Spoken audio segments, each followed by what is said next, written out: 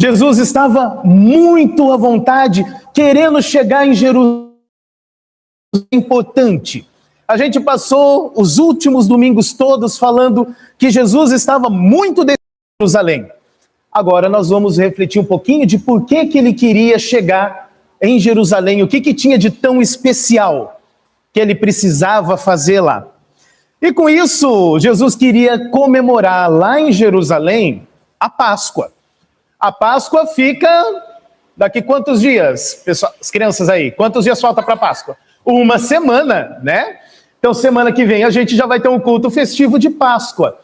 Mas Jesus queria muito chegar em Jerusalém para celebrar essa Páscoa. E aí, justamente por isso, hoje a gente vai falar em como essa Páscoa era celebrada. Então, essa Páscoa começa com uma oração.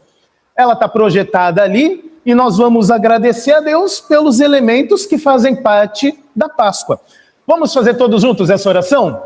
Bendito seja o Senhor, nosso Deus, Rei do Universo, que nos escolheu e nos separou para ti.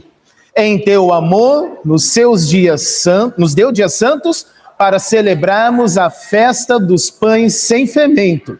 Por isso, estamos reunidos para lembrar a nossa libertação e recordar a saída do Egito. Bendito seja o Senhor, porque nos escolheu e nos deu este tempo santo como herança. Próximo slide passa ali. Na Páscoa judaica não era só um cálice que era servido, eram 4. E a gente vai fazer isso aqui agora. Como a gente tem criança e eu vou chamar elas para tomar um pouquinho também, eu vou deixar aqui do lado, eu preciso seguir. Ah, pode ser, obrigado. Nada como o pessoal que dá essas assistências pra gente. Eu estaria perdido assim. Dankeschön. Tinha 4 cálices. Tinha que ser de vinho, tá? Mas eu não vou dar vinho para você. Lógico que não. Então aqui a gente tem suco. E ela começava servindo o primeiro cálice.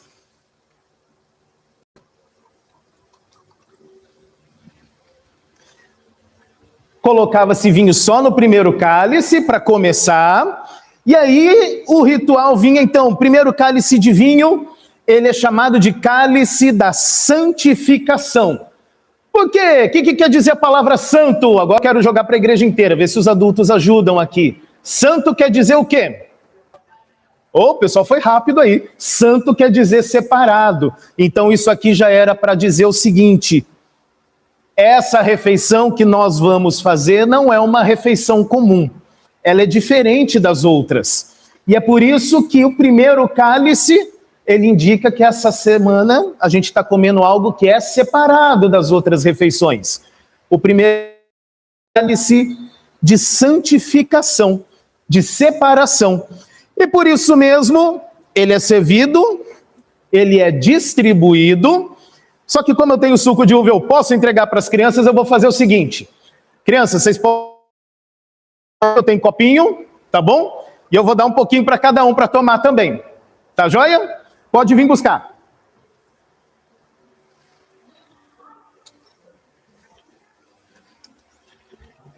Pode vir, pode vir. Quem adulto tá com sede também pode, viu? Ó, você segura aqui para o seu irmão... Eu vou pôr um pouquinho, se não derruba, e aí você pode tomar, tá bom? Você também? Aí eu ponho um pouquinho e pode tomar com cuidado. Eu vou pôr um pouquinho e você... Ah, tá dando para ele? Pera ali, eu já entrego para você então. E você pode tomar. Mais alguém quer tomar? Não? Tá tudo bem? Adulto, vocês querem também? Esse para adulto também pode, tá? Não é proibido não. Kelly, você tá com cara de que quer tomar? Não? Agora pode? Então tá lá, ó. Um pouquinho para não derrubar. E... Aí se vocês quiserem ficar aqui por perto, pode ficar, que tem mais coisa que eu vou entregar, tá bom?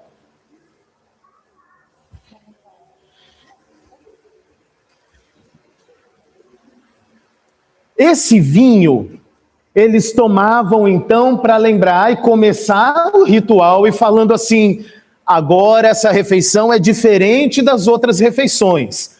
Tem um significado por trás disso. Mas agora a gente vai render graças a Deus. Lembra que a gente ora também antes ou depois, ou antes e depois de comer, a gente tem uma oração? Esse costume eles também tinham. Então nós vamos fazer uma oração por causa disso. Está lá projetada também a oração de ação de graças. Como é que ela é feita? Bendito seja o Senhor, nosso Deus, Rei do Universo, que criou o fruto da videira. Essa é a gratidão que nós fazemos pelo primeiro cálice. Ele dá início a essa cerimônia que é a ceia. Agora, nós vamos falar sobre o que as pessoas comem na ceia. Vocês estão com fome? Mais ou menos, mas eu tenho umas coisinhas legais aqui. Será que não? Olha só. A gente come... Cadê o álcool? Pera lá.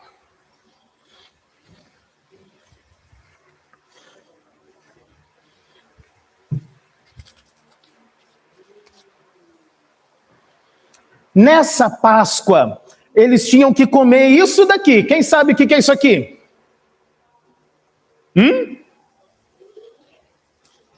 No caso é rúcula, mas não precisa ser necessariamente a rúcula. O importante é que seja uma verdura e que ela não seja muito gostosinha de comer, não. Né?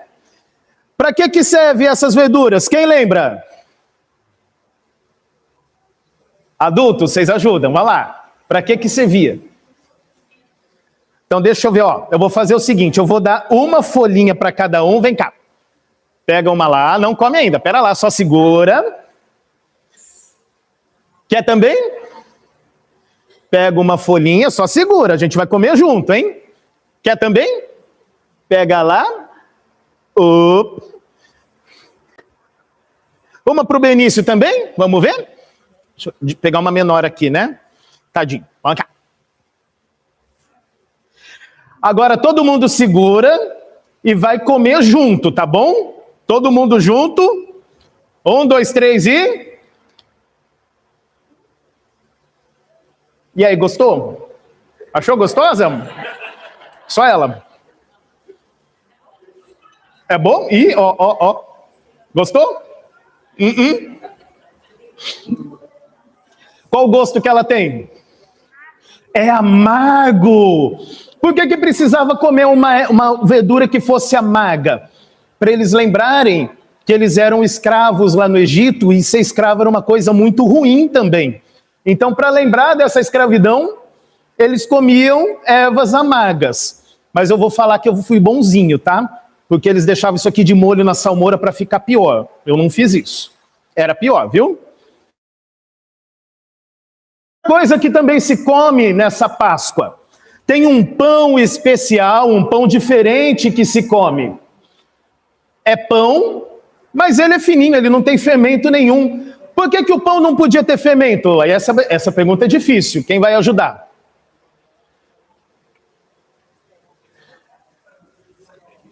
Porque quando eles iam sair do Egito, que Deus libertou o povo, eles iam sair correndo. Não dá tempo de fermentar um pão. Então esse pão era comido assim, sem fermento nenhum. Esse é gostosinho, esse pode comer, olha lá. Aí pega o pão, a gente parte o pão e dá um pedaço para cada um. Esse é mais gostosinho. Esse não é ruim na boca, não. Ó, pãozinho, pãozinho. Quer pão? Esse é gostosinho. Ih, ele já ficou com medo, olha lá. Não julgo, não. Não julgo, ele já ficou com medo. Comeu a verdura, já sabe que tem coisa que não é boa.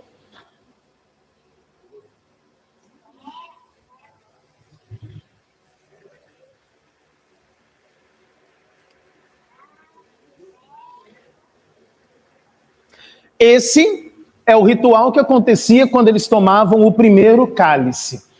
Eles comiam as ervas amargas, comiam um pão sem fermento para lembrar o seguinte: o povo sofreu muito, por isso as ervas eram amargas. mas eles foram libertados por Deus. E aí eles comeram esse pão sem fermento, porque eles iam sair rapidinho do Egito, não dava tempo. E aí eles lembravam toda a história de como eles eram presos e Deus libertou o povo. E toda essa história era contada, as leituras eram feitas para esse povo lembrar e ensinar a nova geração o que aconteceu. Esse era o primeiro cálice, o cálice da santificação. E agora a gente vai para o segundo cálice. Já está projetado ali? Está lá, está projetado lá. O segundo cálice é o cálice da ação de graças. Agora que a gente lembrou que Deus libertou o seu povo, a gente agradece. Por isso esse cálice é o de ação de graças. E nós vamos fazer primeiro aquela oração de agradecimento, ela já está projetada ali. Como é que é a oração dela? Bendito. Está lá? Está projetado? Foi? A oração?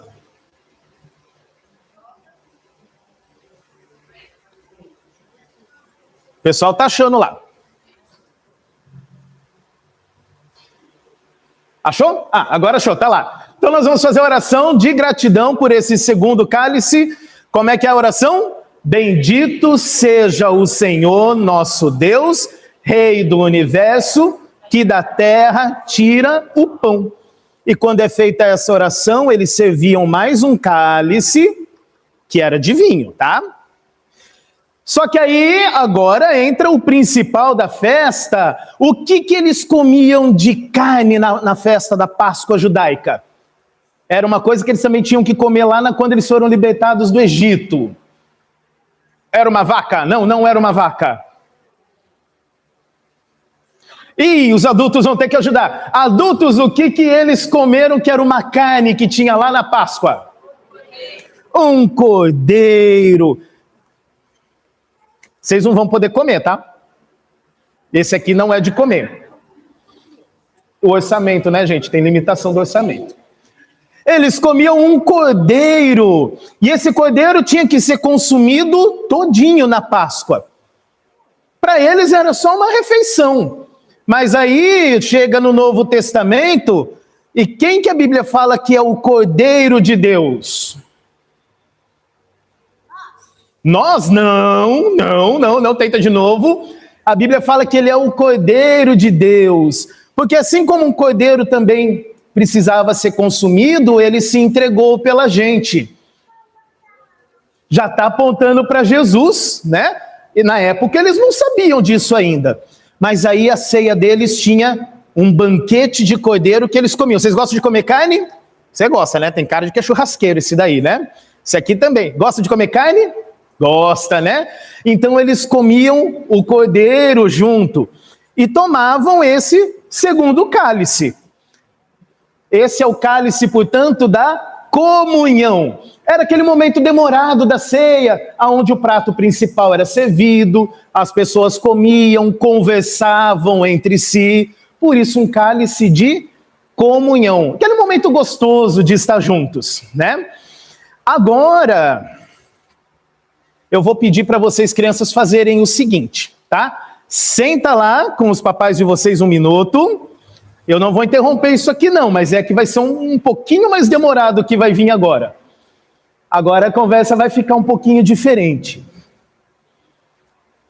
O terceiro cálice chama-se cálice da bênção. Esse cálice, ele era servido, novamente, com vinho, mas agora nós já lembramos que Deus libertou o seu povo do Egito, cálice da santificação. Comemos o cordeiro, cálice da comunhão, celebrando a vitória e a bênção de Deus, e como ele faz bendita a terra, e depois disso existe um cálice de bênção. No ritual judaico, depois da ceia, eles tomavam esse terceiro cálice. Mas eu acho que vocês já estão vendo aonde que a gente vai chegar. Em algum momento nessa celebração da ceia judaica, que era a tradição, o chefe da casa fazia isso, e no caso com os discípulos, Jesus era o chefe da casa, então, reunidos naquele cenáculo, Jesus toma um cálice também. Mas ele faz algo diferente. Ele não seguiu com aquele ritual judaico como deveria ser seguido. Ele faz algo diferente.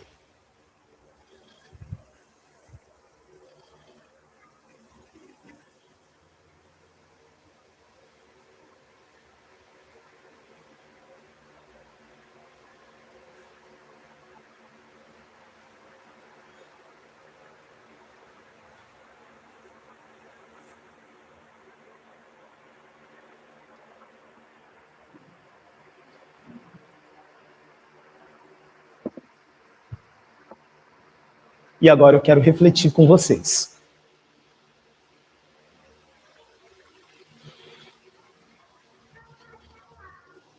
O texto ele é festivo e ele começa assim: Hosana ao filho de Davi, bendito que vem em nome do Senhor, Hosana nas alturas. E a gente cantou isso na música agora há pouco.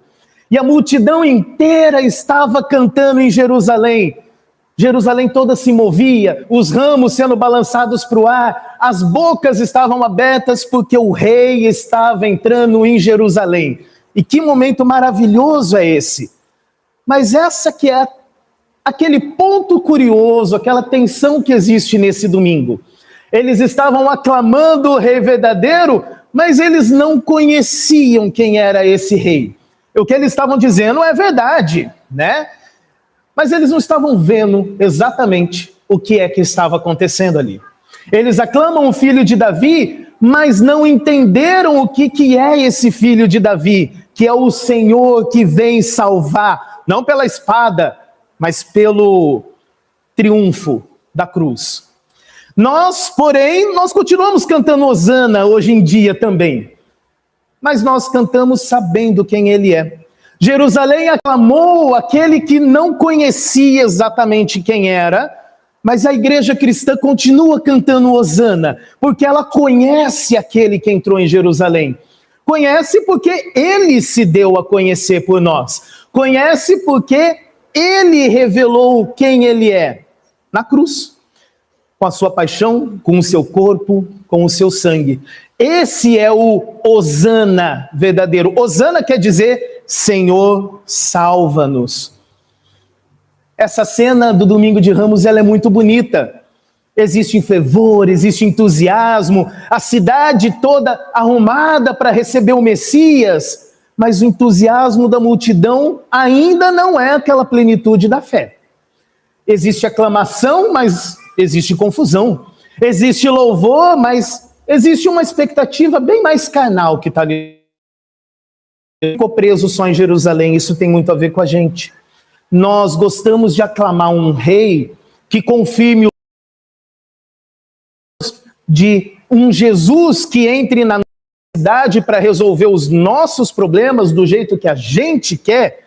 Nós gostamos de um Cristo que seja celebrado, de um Cristo que seja admirado, de um Cristo que seja coroado com palavras bonitas, mas não necessariamente de um Cristo que vem humilde, não daquele Cristo que vem montado no jumentinho, não do Cristo que vem para morrer, não do Cristo que requer de nós um arrependimento, uma rendição, não do Cristo que apenas nos visita, mas daquele Cristo que nos busca, nos reivindica. A gente gosta do cortejo, mas não necessariamente do rei. Isso é um problema. A multidão disse mais do que ela entendia ali, e a gente costuma fazer isso também, e a gente canta Hosana, mas com o coração ainda preso a outros salvadores. Cantando bendito que vem em nome do Senhor, mas preferindo que esse Senhor fique a uma certa distância, mais decorativo, mais simbólico. Cantamos na igreja, mas ainda com medo da vinda real de Jesus. O problema é que o pecador não quer que Deus venha desse modo. Ele quer glória, sim, mas não quer olhar para a cruz. Quer um reino, sim, mas não quer olhar para o sofrimento. Quer a salvação, é verdade, mas não quer falar em arrependimento. Quer bênçãos, mas não quer falar em entrega. Sabe o que é isso? É querer um rei para você poder usar, e não um rei para você servir. Por isso, Se você for ler lá João capítulo 12, alguns gregos vieram para ver Jesus ali, e Jesus fez o quê? Respondeu, não, ficou quieto, né? Não ofereceu espetáculo nenhum para eles. Mas ele falou que a hora de ser glorificado chegou, isso ele disse. Ele fala na sequência como ele vai ser glorificado, porque o texto continua dizendo que o grão de trigo cai na terra e morre. É assim que ele está falando que vai ser glorificado.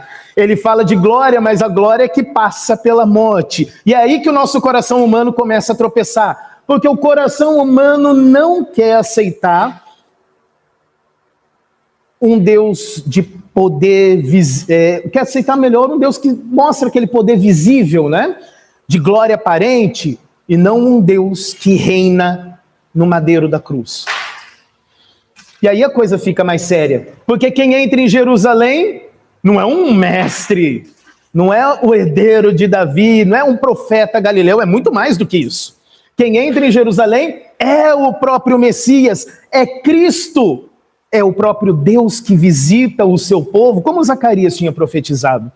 Por isso a rejeição não foi uma coisa pequena, não é só um mal entendido, é recusar a visitação do próprio Deus.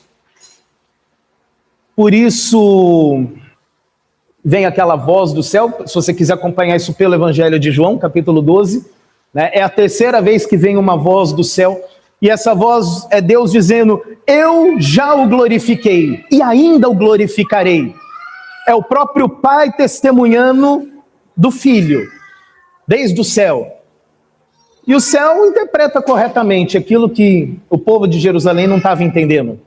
O Pai estava declarando, esse é meu Filho, é o glorificado, o enviado. Enquanto isso, o mundo está fazendo o quê? Julgando o próprio juiz, né? Pilatos estava sentado num trono quando aquele que tinha poder para julgar estava de pé diante dele. Em Mateus capítulo 27, o réu, na verdade, é o verdadeiro rei que estava sendo julgado. O condenado dessa história toda é o santo propriamente dito. O mais humilhado, na verdade, é Deus em carne. E quando o mundo não reconhece quem está diante dele, aí todos nós nos condenamos. E isso é o drama do nosso pecado diante de Deus. Porque pecar, no fim das contas, é isso. É não querer Deus como Ele quer vir até você. E isso é uma rejeição grave. Mas, bendito seja Deus, o filho de Davi não recuou diante de tudo isso. Ele entra em Jerusalém, sim, mas ele entra sabendo o que o esperava. Ele entra sabendo da traição, sabendo da negação, sabendo da zombaria, sabendo do falso testemunho, da coroa de espinhos, do madeiro, da lança, do túmulo. Ele entra sabendo de tudo isso. E a grande pergunta é por quê? A resposta é, ele entra por mim e ele entra por você, sabendo de tudo isso.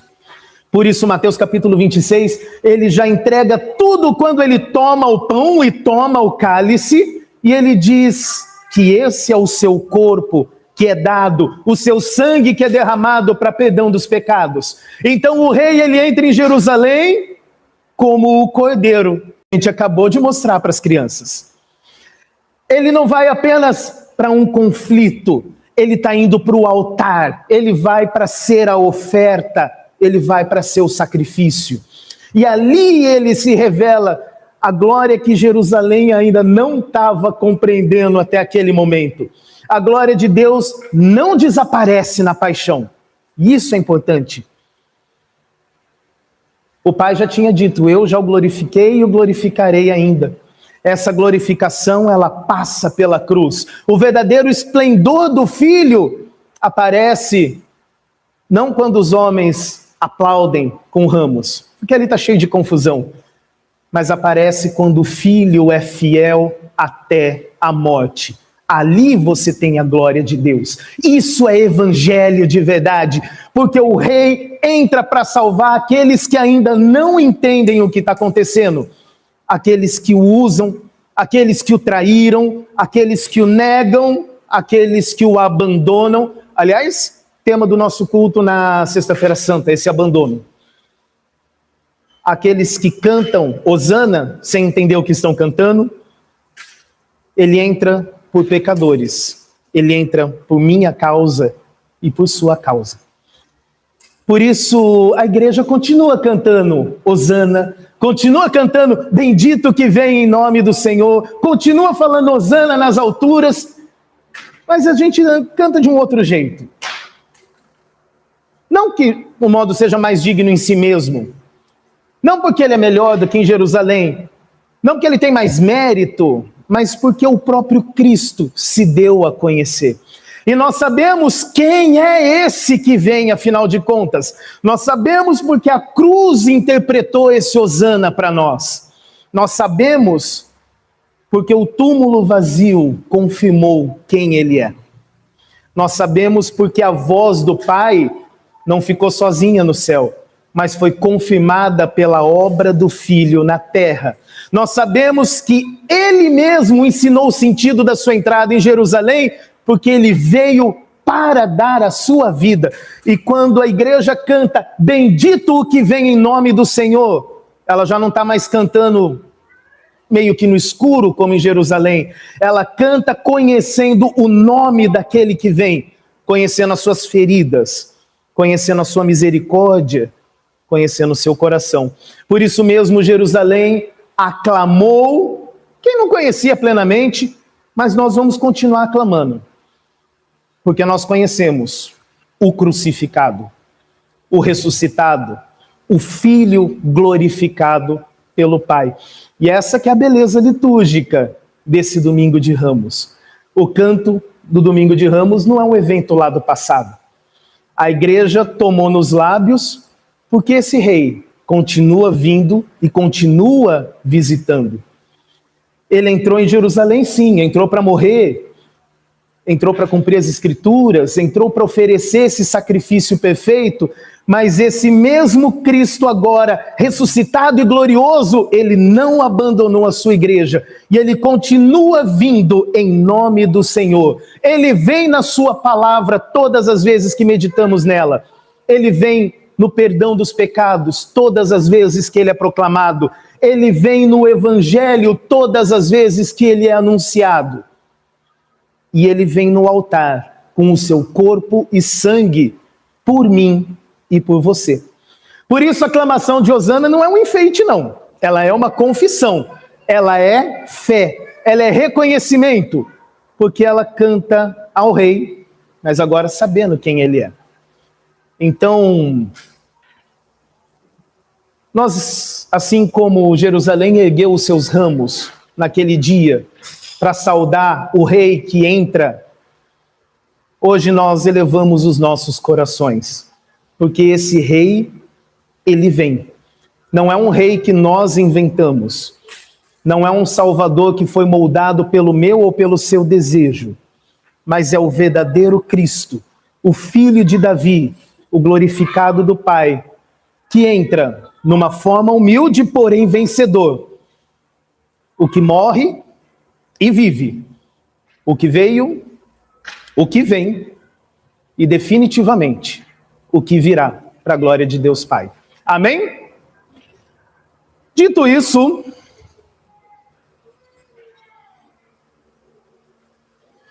eu convido toda a igreja a se colocar de pé.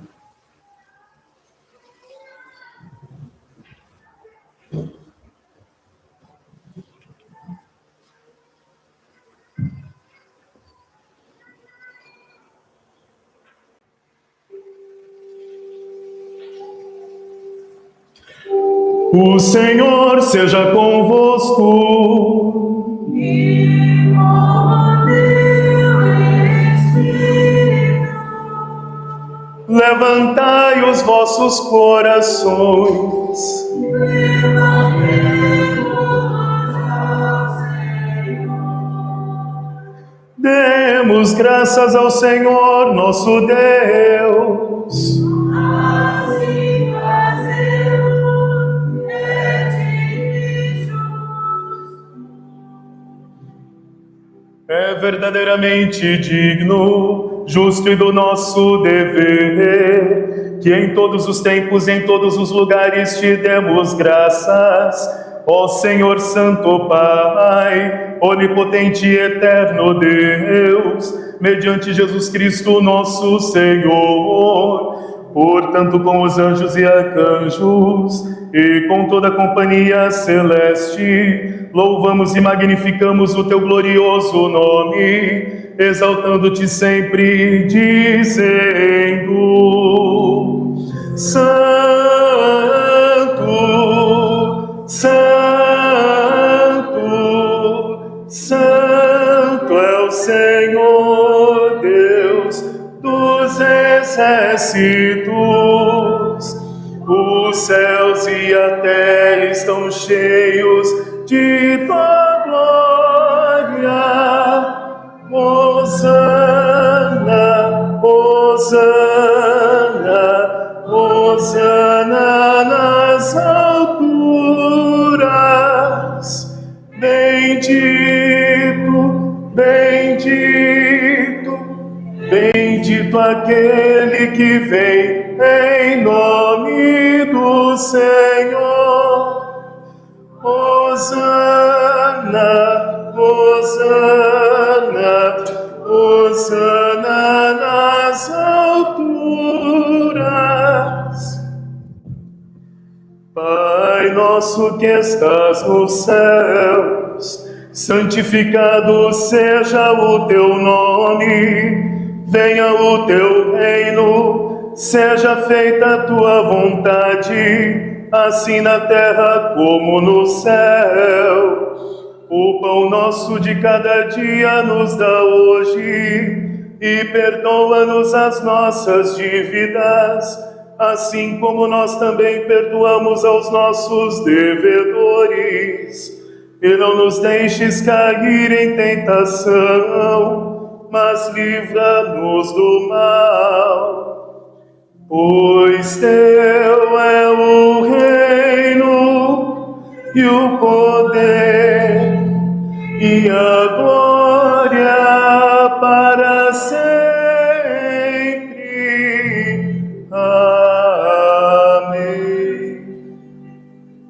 Agora faz mais sentido essas palavras.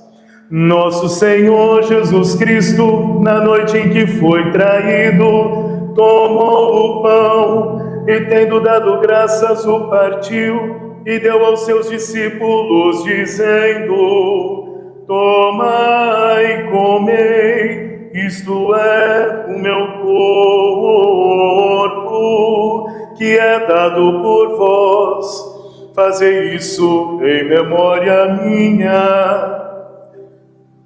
E semelhantemente também, depois da ceia, tomou o cálice e, tendo dado graça, entregou, dizendo: bebei todos deste, este cálice é o Novo Testamento no meu sangue, que é derramado por vós para a remissão dos pecados. Fazei isso quantas vezes o beberdes, em memória minha. A paz do Senhor seja convosco para sempre.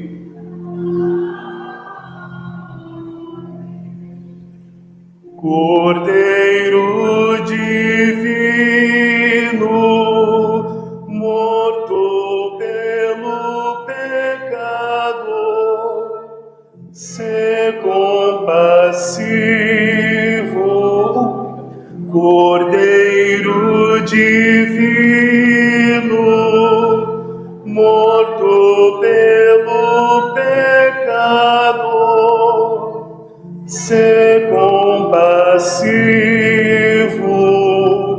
Cordeiro divino, morto pelo pecado, a paz concede.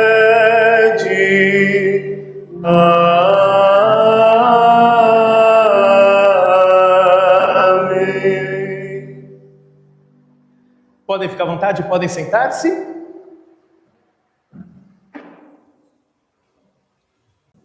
Pode ser. Obrigado. Hoje vocês vão tomar uma atenção a mais aqui para dar a volta. Meus amados, o primeiro cálice era um cálice de santificação, que mostrava que essa ceia era diferente das outras. O segundo cálice já era um cálice onde o cordeiro era consumido, e consumido com pressa, junto de um pão sem fermento, para falar: o Senhor nos libertou, e aqui existe comunhão. Mas no terceiro cálice, Jesus fez uma coisa totalmente diferente. Ele rompeu o ritual, ele usou o cálice da bênção para outra coisa totalmente diferente. E ele fala sobre este cálice da bênção: isso é meu corpo, este é meu sangue, dado por vós. Até então algo que não era feito, que não era falado, mas ele cria algo novo a partir do cálice da bênção. Por isso, em 1 Coríntios, quando você lê sobre a instituição dessa ceia maravilhosa, está lá a pergunta: não é o cálice da bênção a comunhão do corpo e do sangue de Cristo? Agora faz sentido isso. Agora faz sentido porque nas palavras da consagração está que Jesus, depois da ceia, tomou o pão. Sim, eles já tinham comido o cordeiro depois da ceia, portanto, ele cria algo novo. Isso é maravilhoso, porque o mesmo Deus que chama as coisas que não existiam pelo poder da sua palavra, o mesmo Deus que toma vinho, pão, coisas comuns do dia a dia, mas pelo poder da sua palavra fala: esse é meu corpo, esse é meu sangue, também é esse Deus que no horário em que o sacrifício era queimado no templo, às 15h da sexta-feira, ele também estará de braços estendidos no madeiro da cruz, dizendo: está consumado. Ele é o Cordeiro Pascal. Ele se entregou para você. Isso aqui tudo estava apontando para uma coisa maravilhosa. Por isso, vocês que já receberam a instrução cristã, já conhecem os mandamentos para se analisarem, vocês são chamados a participar no corpo e no sangue de Cristo, o cálice da bênção do Novo Testamento para vocês, que é perdão, que é vida e que é salvação. Mas para as crianças, até o segundo cálice é um momento histórico, né? Esse aqui eu vou deixar para vocês comerem, tá? Pode pegar pão, pode pegar o suco de uva, tá bom? Esse vocês vão poder comer, tá bem? Quiser comer as ervas amargas também pode. Não vou proibir ninguém, tá bom? Mas esses cálices aqui, essa ceia aqui, vocês podem participar, tá bom, crianças? Esses aqui, se o adulto também quiser comer, né? Fazer um lanchinho, esse é um lanche, esse é memorial. Ali, Jesus criou uma coisa totalmente nova. E é sobre isso que nós vamos celebrar agora. Sejam bem-vindos à mesa do Senhor.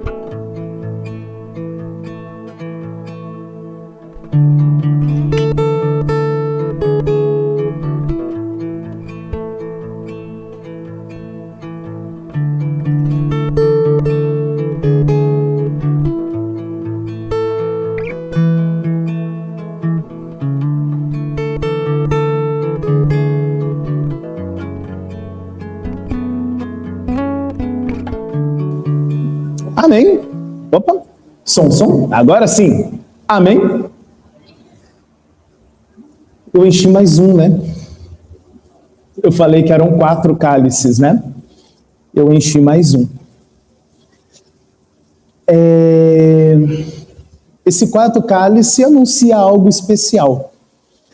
Esse cálice é o da aceitação. Porque Deus tem uma promessa ao seu povo. Êxodo 6:7 é um dos lugares, porque no Antigo Testamento inteiro essa promessa aparece e é repetida, e repetida, e repetida. Eu serei o seu Deus e vocês serão o meu povo. Essa é a promessa que Deus faz. E por isso, depois que toda a história da libertação do povo é lembrada, é celebrada, a bênção de Deus a todas as nações era compartilhada, eles tomavam o último cálice sabendo que eram aceitos por Deus. Mas Jesus interrompeu.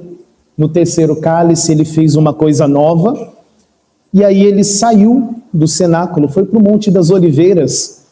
Ele não continuou a cerimônia da Páscoa. Aliás, ele disse outra coisa bem dramática, porque ele tinha mais um cálice para tomar, mas ele disse que não tomaria de novo do fruto da videira até que o reino dele chegasse.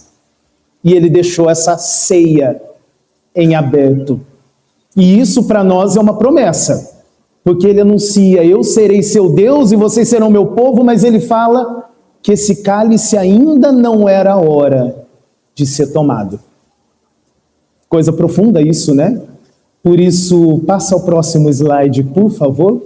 Nós seguimos com essa parte da liturgia que vem na sequência.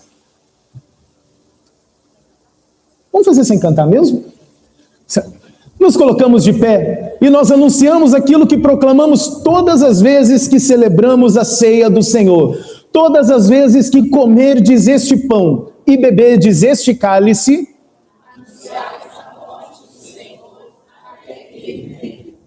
até que ele venha. Esse é o quarto cálice. Nós cearemos com o nosso Deus em seu reino. Essa é a promessa dele. Ele deixou a Páscoa em aberto, porque nós ainda estamos celebrando esse terceiro cálice, sabendo que o dia vem em que nós vamos estar juntos, não só nós aqui, mas com todos aqueles que vieram antes de nós, com as pessoas que nós amamos e que já estão reunidas com Cristo. Por isso, juntamente com os anjos, os arcanjos e toda a companhia celeste, como diz a nossa liturgia, um dia nós participaremos desse cálice na presença de Deus. Amém?